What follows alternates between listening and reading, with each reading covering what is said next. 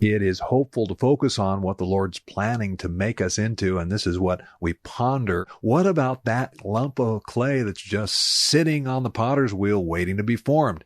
And the longer the clay sits there, the drier it gets. When reading the previous verses in this passage of Scripture, we understand that without the potter, the clay isn't worth much of anything. In fact, verse 6 says that our righteousness is like filthy rags and our life like a leaf fallen from the tree, dying without the sustenance of His presence. If God, as the potter, were to try to mold us without applying His life-giving water, His hands would only tear apart and break us up because of our dryness and the friction or conflict between a holy God and an imperfect lump of clay. In John 4:9, Jesus offered the Samaritan woman at the well living water so she would never thirst again.